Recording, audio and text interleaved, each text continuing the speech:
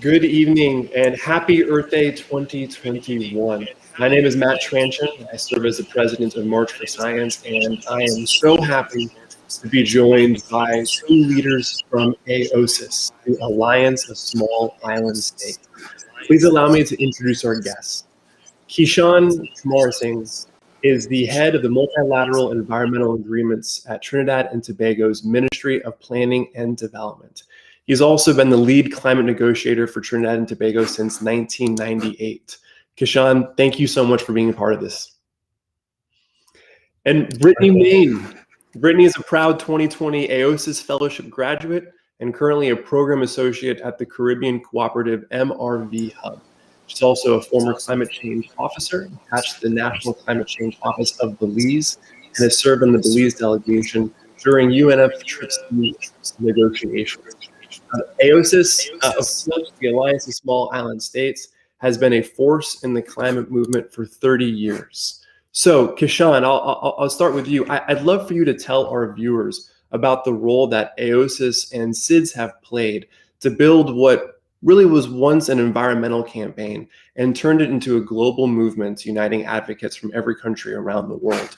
Can you talk to some of the major accomplishments that AOSIS has been able to achieve?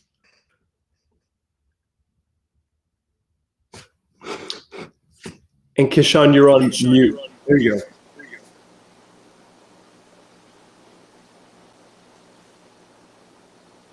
Sure, that helps now. Good. Thank you very much, Matt, for the question, and good evening to all our viewers who joined us. I think it's a good question. Maybe I can preface my answer with a little anecdote, which is a second-hand anecdote because I was not at the table. But in 1989, I think it was, at the second ministers' meeting held in the Maldives of the Ministers of the Environment, at which issues related to sea level rise and climate change were discussed. My own minister attended, along with Leo Heilemann, who's now a resident, I think, in Panama.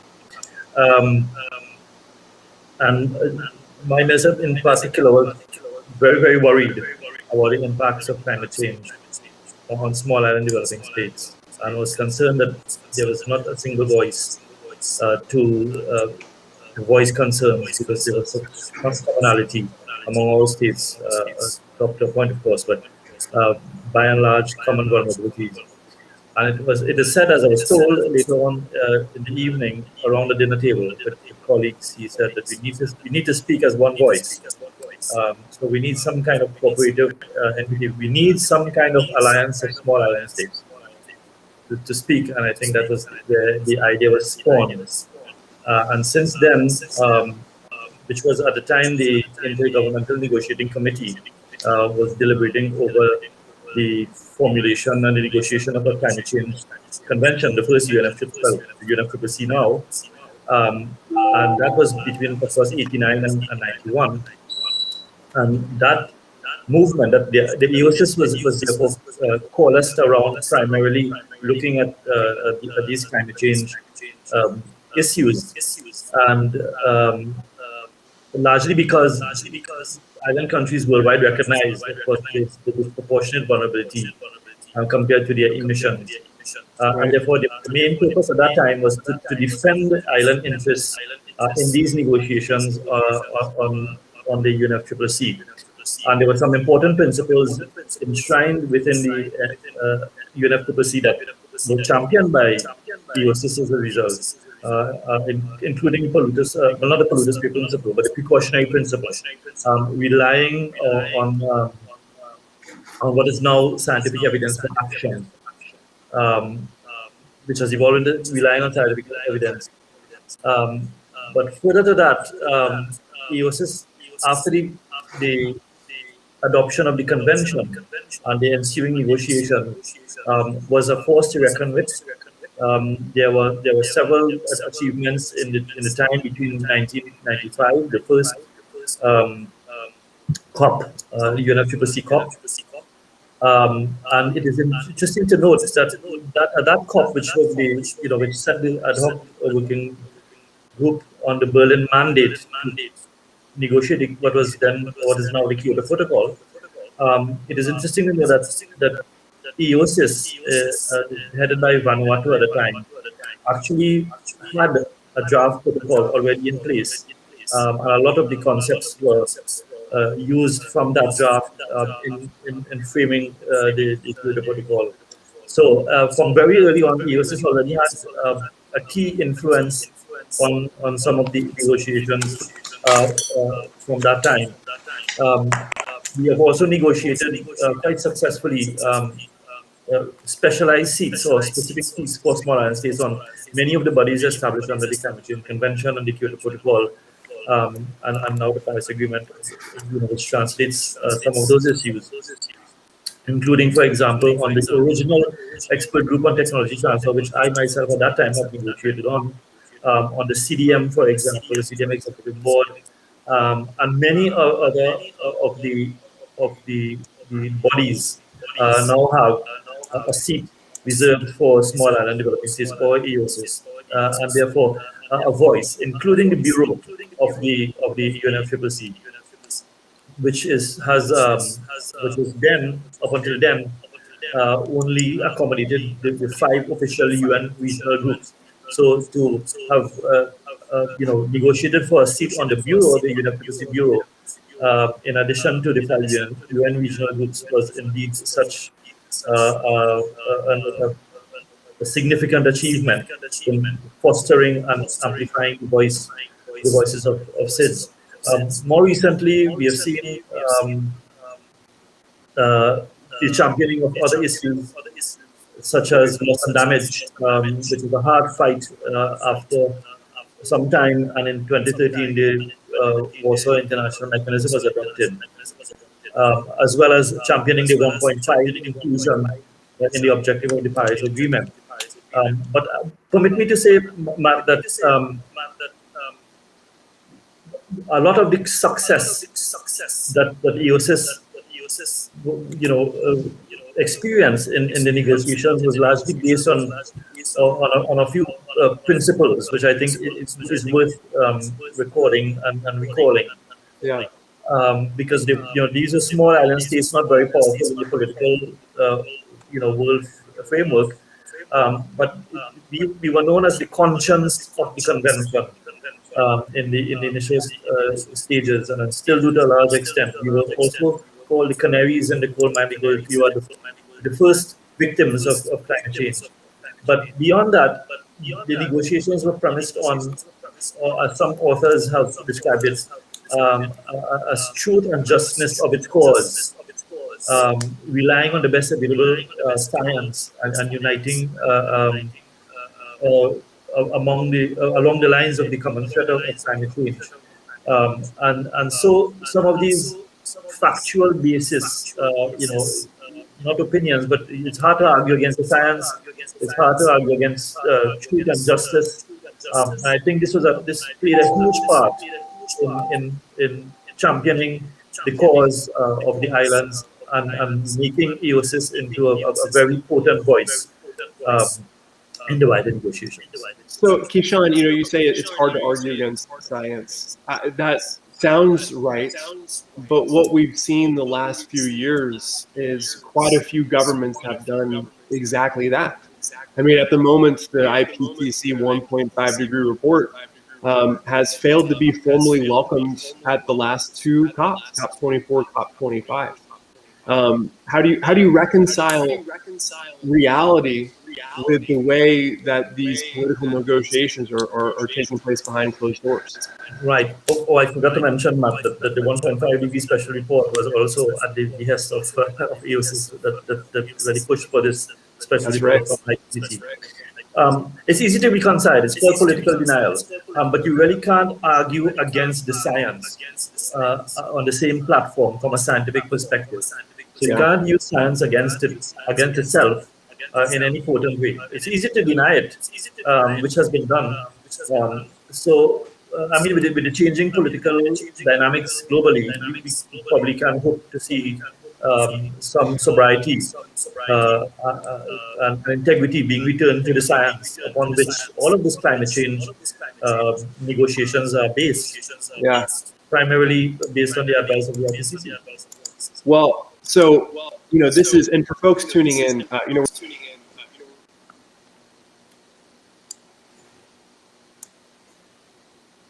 conversations in Framework Convention on Climate Change, the UNFCCC, hosts the annual United Nations Climate Change Conference, known as COP, the Conference of Parties. And this is where international climate change negotiations take place. And this is really where AOSIS has been leading the effort. And Brittany, this is where I'd love to bring you in. Kishan did a great job setting the stage, creating the context, telling the history of how AOSIS began and the role of the UNFCCC and COPs. Of course, you've been also a part of these negotiations as part of Belize's negotiation team. I'm curious, what has that experience been like, and what was the biggest surprise that you experienced heading into those conversations that you weren't anticipating?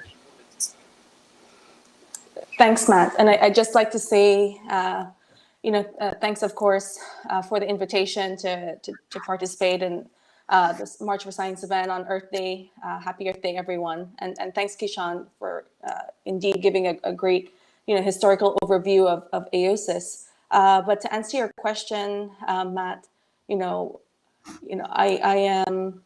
I was a part of Belize's negotiating team for 3 sessions. COP from COP 24, so not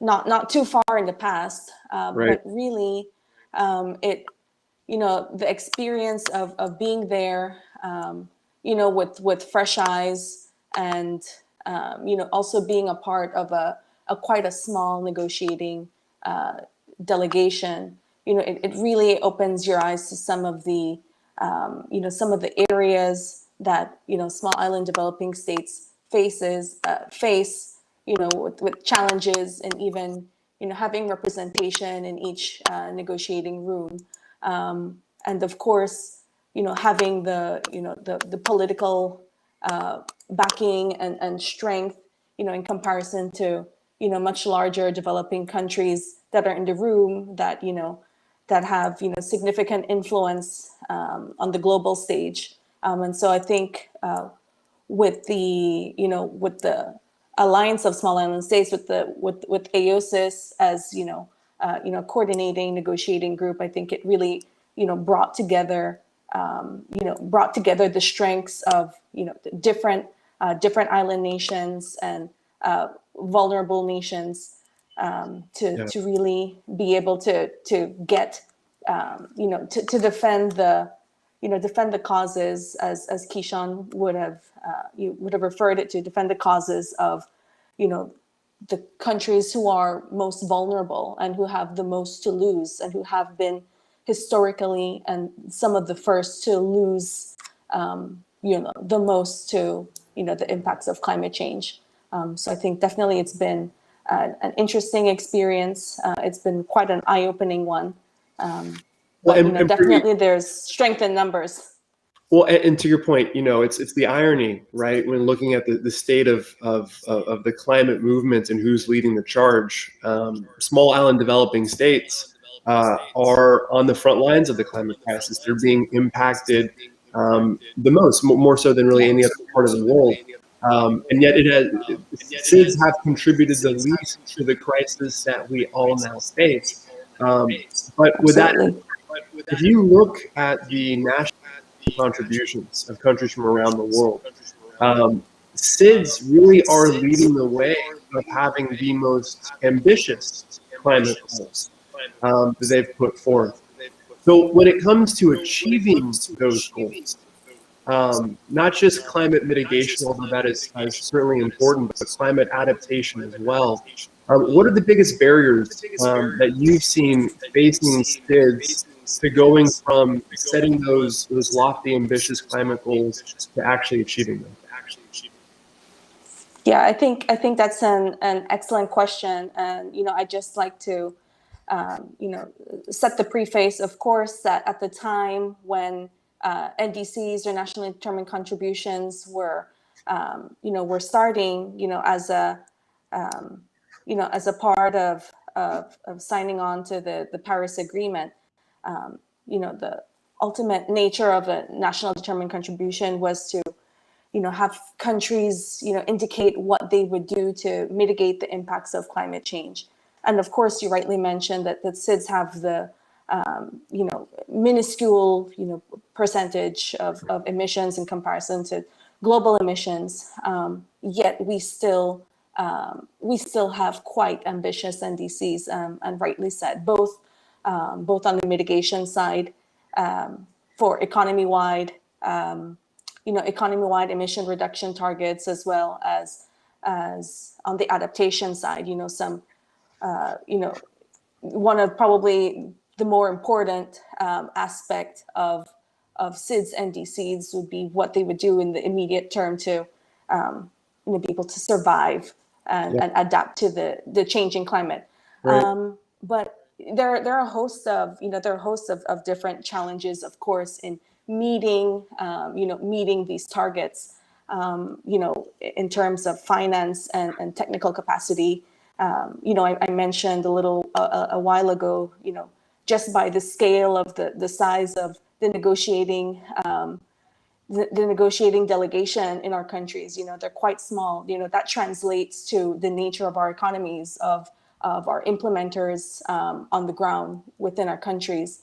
But if I were to say in short, what would be some of the the key barrier to in achieving helping to achieve to a more like resilient transition to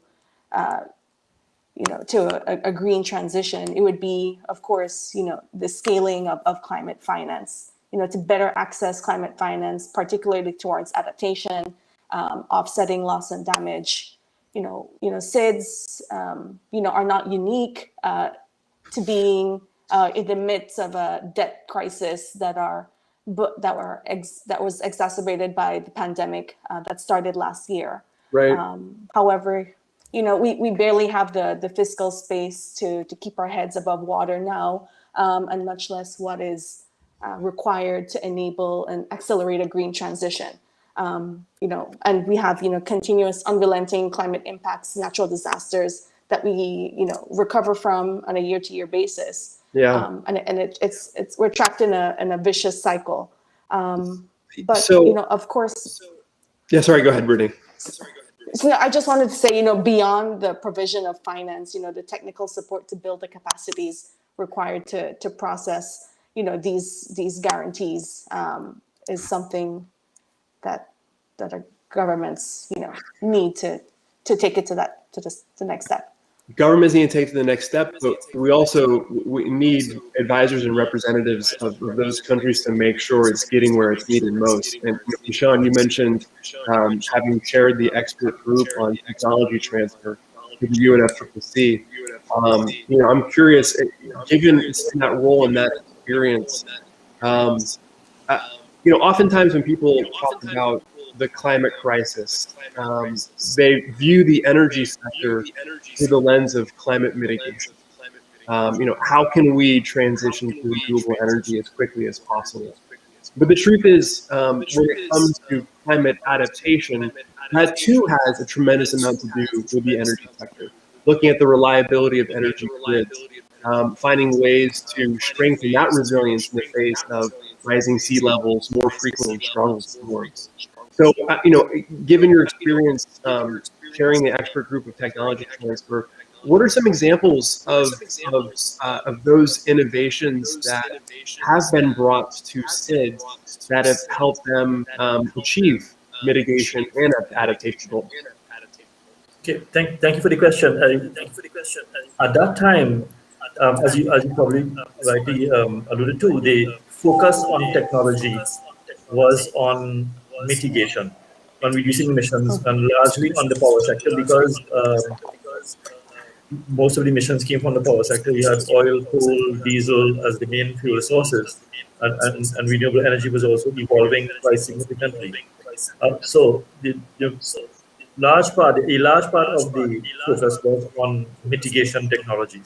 But when I became chair of the EGPT, It was for the first time that we introduced adaptation technologies, bearing in mind that this was something that had to be addressed.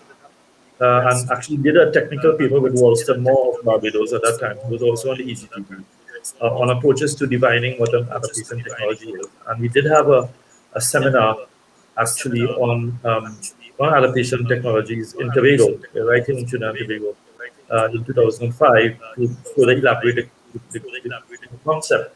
And I was also honored to co-author the first technology needs assessment methodology of the UNDP that incorporated an approach for adaptation technologies.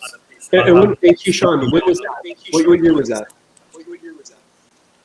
That was 2004, I think it was published. I became chair in 2004.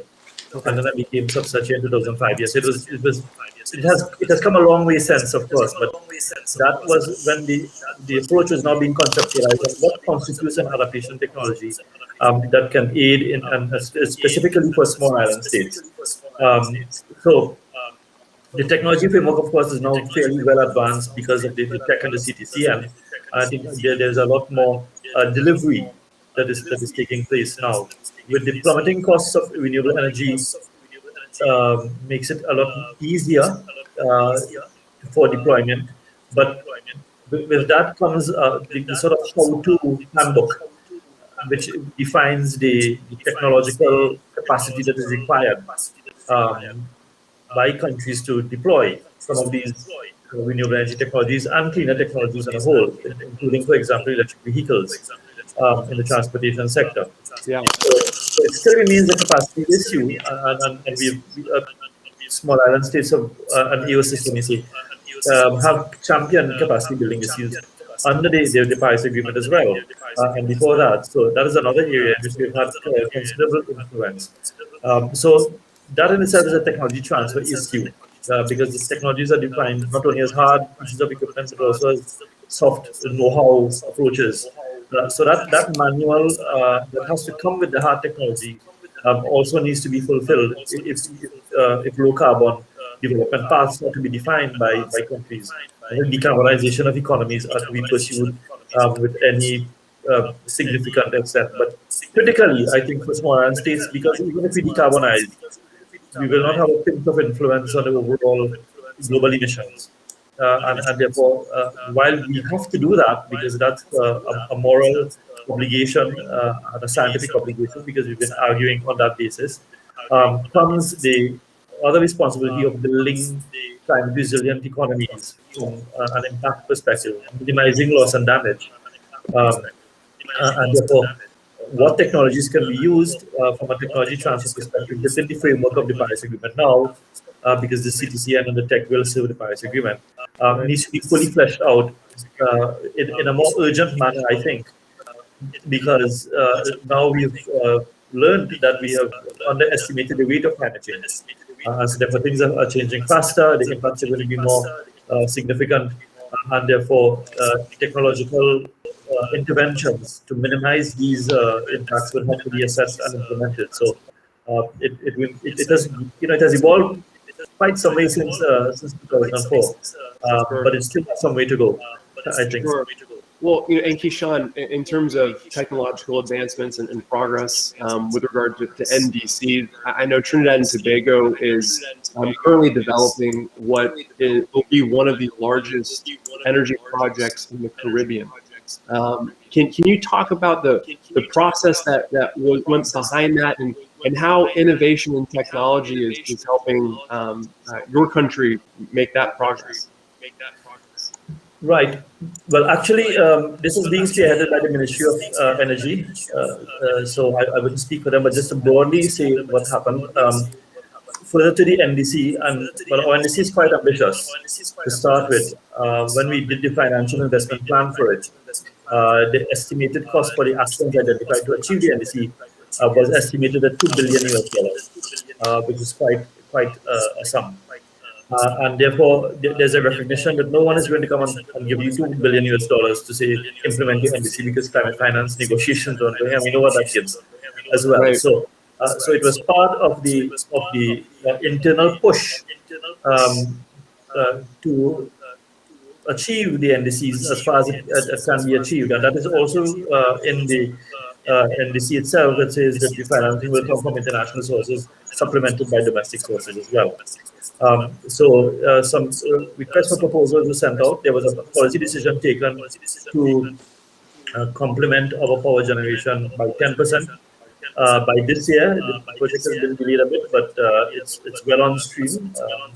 It's some we can't second guess what happens sometimes with the course of these things, but it's well on stream, and therefore, based on that policy decision, requests for proposals were sent out, and BP Light Source or Light Source BP, I'm not sure which one comes first, but they were the preferred bidder, and negotiations are now going on with them to finalize implementation agreement, and so we hope to break ground in the near future. It would be, as you stated, one of the largest solar farms in the Caribbean, but we're also supplementing that with significant package-based renewable energy plants in other places, such as the international airport, for example, in Trinidad. We are looking at renewable energy packages and installations in public buildings, with support of the EU to GCA plus programming. So, and we're also developing an e-mobility policy, a just transition policy. So, I think a lot of the progress has to come through a championing at the domestic level, complemented by some level of political will. And once those ingredients are there, everything, from my experience, tends to fall in place very nicely. Political will. I think that's really the game changer. Well, look, Kishan, actually following this conversation, we're talking with a team that's building the largest clean energy project in the Pacific. So that's a perfect segue to our next conversation. But before I let you both go, I have a final question for each of you. Brittany, AOSIS has been around for 30 years. It has been spearheading the climate movement. It is an extraordinary force. I know, being from Belize, of course, was the chair of AOSIS these past 2 years. That chairmanship has now recently passed over to Antigua and Barbuda. We've a diversity of people tuning in, youth leaders, foundations, philanthropists. For folks who are interested in getting more involved in AOSIS and supporting AOSIS, giving you all the support you need to scale your impact on, let's be honest, on behalf of us all. How can they do that? Yeah, thanks, Matt. I think, how could we, scale up the work of AOSIS?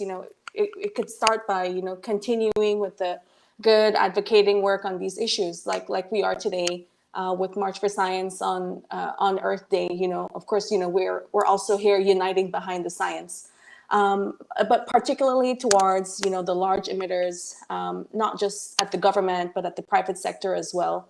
And that the, corporate entities and the movers and shakers, if we can, get them to embrace a green transition, the money will follow and flow into new low emission and climate resilient pathways. But also, how other, philanthropical foundations and, civil society may get involved in the work of AOSIS is, supporting the, SIDS capacities in both on the diplomatic side and the negotiating side. There's always room to, ensure that we're, strengthened at the forefront of, where the decisions are made. And also, so that we can, step forward on, more equal footing. And then, of course, we continue with opportunities to feature in these events and share our stories. But you can always, and the AOSIS team always, recommends that, you can always, reach out to, the communications and info personnel at AOSIS, at the AOSIS chair. There's always, and we're always, open for opportunities to collaborate and, work together to, get the proper message forward and support the critically important mission Yeah. Excellent. of AOSIS. Yeah, beautiful. Kishan, last question for you, sir, to close us out. As we head into COP26, this is being positioned as probably the most consequential COP, perhaps ever, certainly since the Paris Agreement. Are you hopeful? The short answer is yes. I always tell people, if you're not an optimist, you can't be in climate change negotiations. And I'm an eternal optimist. As you rightly said, this year, at the end of this year, we'd have lost 2 years of the decade of implementation of the Paris Agreement. So that makes it critical, particularly so because we have not yet started the real implementation of the Paris Agreement in terms of agreeing on common rules. We have 3 main outstanding issues that need to be decided on at COP26. Common timeframes, of course, Article 6 on market mechanisms and the transparency framework. It is critical that these issues are decided upon so that we have coordinated in terms of on the CTF, we have coordinated ambition so that it builds mutual confidence among all parties that everyone is doing what they're supposed to do at the same time, and it's not a wait and see game. That we get clear rules on the market on what it can give or bring to mitigation and this implementation, and transparency, of course, what we need to do and what we need to see from other parties, again, building mutual confidence.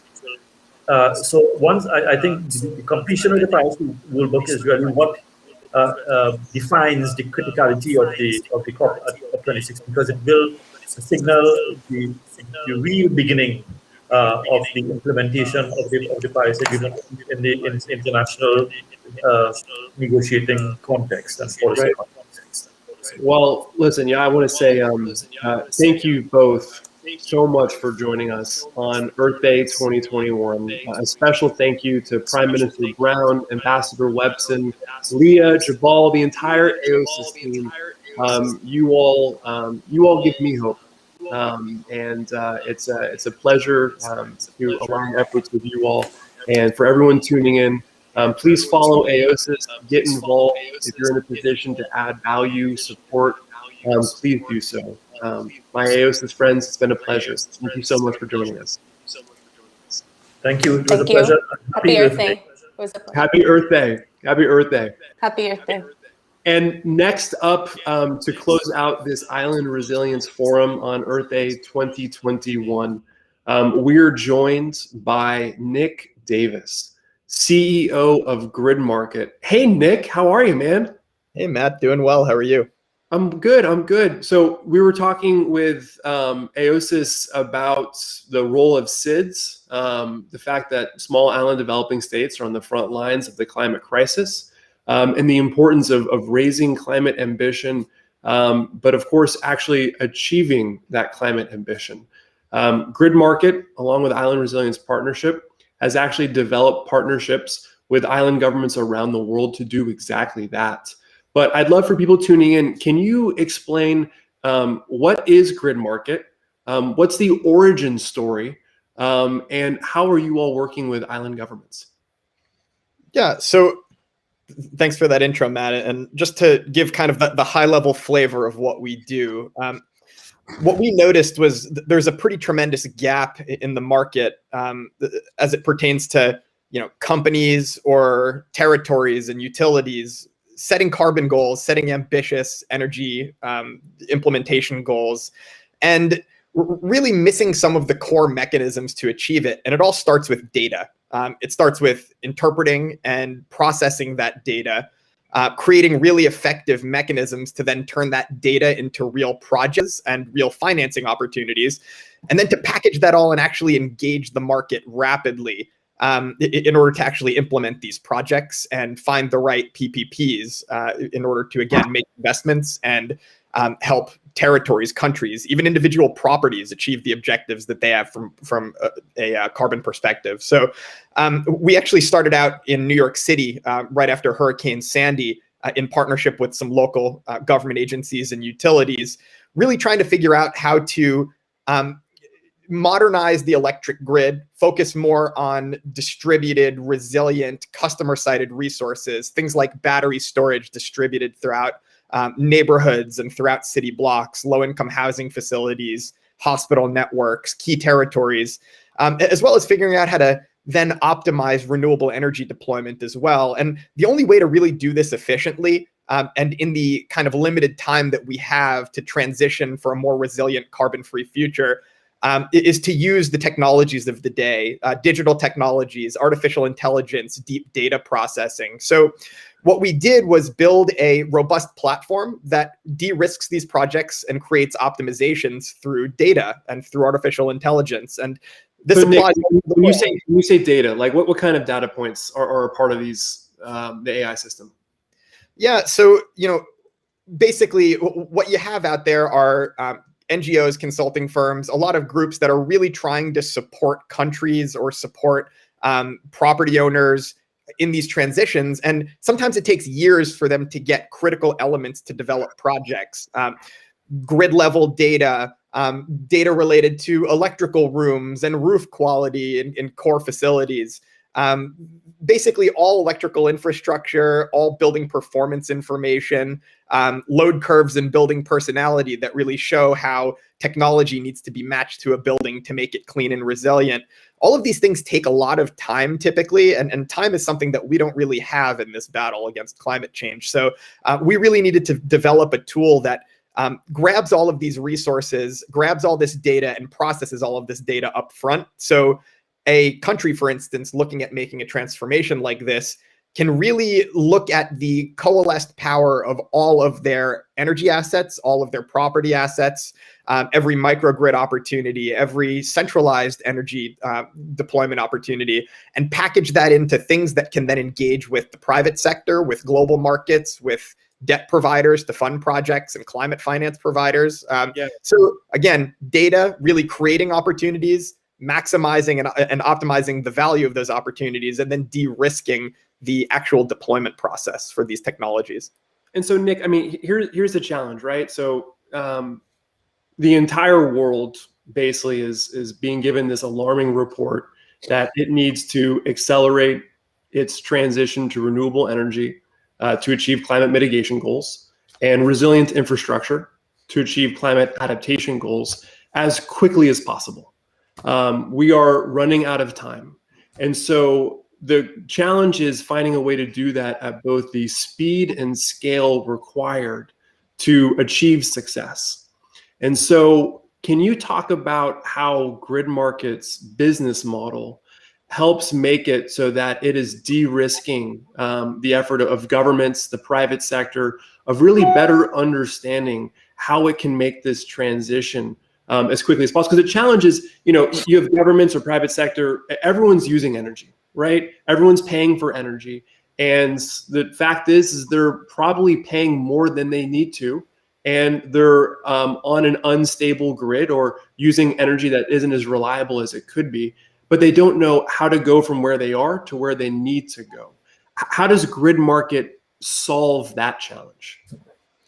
Yeah, one of the biggest problems in the industry is there are ambitious goals, but there's still a preference at certainly the national level for doing projects piecemeal. So doing experimental deployments of a solar asset on a school in a particular island nation, for instance, getting a grant from the EU or a nation in the Pacific in order to really demonstrate the power of a battery project, for instance, in a place.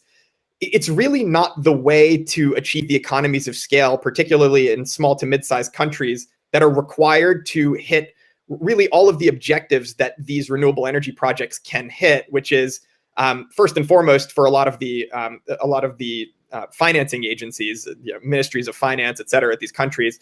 They want to see material savings when they switch off diesel plants, for instance. Yeah. Of course, these things are all also couched in carbon goals and NDC targets. They need to see meaningful reductions in greenhouse gas emissions as well to prove to the market that this is what they're doing. Right. And you also need to amortize in the cost of resiliency. And adaptation aspects are really important here. And you can do it with renewable energy. You need to figure out which areas or neighborhoods, which critical facilities like hospitals and data centers or safe zones and community centers need microgrid capabilities, need substantial battery storage and other generation capacity in order to stay online in the event of a storm and distribute the grid appropriately. The entire power of a nation really needs to be bound together in order to create those economies of scale and offer attractive investment opportunities and technology placement opportunities to the market. So, when we look at what our technology is doing, we're really first and foremost creating the most optimized, substantial project to create to yield kind of the best results for those three different verticals of financial benefit, carbon benefit, resilience benefit.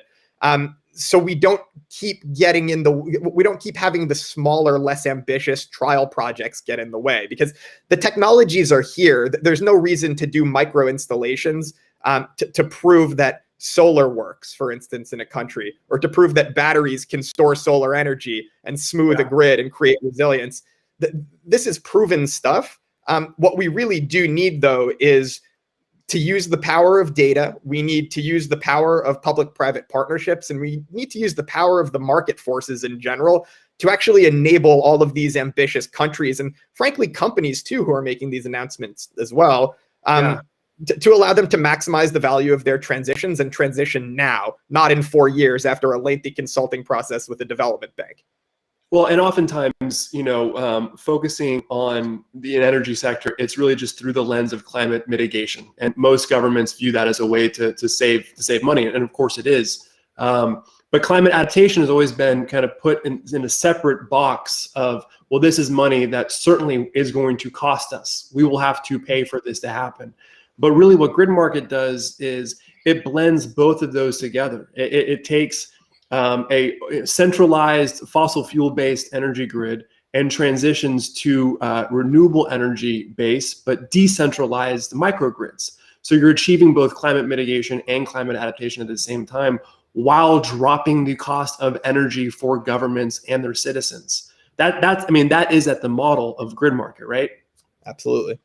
So I know, Grid Market, of course, is a private company. We often talk about how there's not enough philanthropy in the world to solve the climate crisis. We need scalable solutions in order to address the speed and scale that's required. Grid Market is you're an artificial intelligence company based in New York. You have investment from Marubeni, a Fortune 500 company that's one of the largest companies in the world. Clearly believes in the technology and what Grid Market represents. But part of that is also because of who you all are working with, who you're proving your solutions with. I know, of course, Grid Market is working closely with the independent state of Samoa. Actually announced your partnership at the Island Resilience Forum 2 years ago with the Prime Minister and Ambassador Faturi. A couple days ago, the Prime Minister actually made some remarks that we want to show right now, and then we'll wrap it up with a final question for you, Nick. But Izzy, if we could play the video of the Prime Minister at this time, that would be great. Mr. Chair, we are aware that the global transition towards renewable energy and resilient infrastructure is beginning to happen, but not at the scale or the speed required to avert the worst effects of the climate crisis. We know that the biggest challenge in the fight against climate change is time. Samoa has joined the Island Resilience Partnership through Grid Market to address this issue. Through the utilization of Grid Market's predictive analytics, mapping technology, and competitive marketplace to design, develop, and deploy distributed energy resources for island nations. Through this partnership, we have achieved significant progress in the midst of the global pandemic and international lockdowns. Finally, we call on the international community to revise principles of development cooperation and create clear pathways to sustainable financing for developing countries to advance both the climate and the social agenda, and to ensure human capitals are protected against adversity, be it of climate, economic, or health origin. Global solidarity has been heavily tested under the COVID-19 pandemic, but it did bear fruits, and we are all now in the process of being immunized. A similar model should be adopted for the climate agenda to enable an effective and timely response. I thank you. Soifua.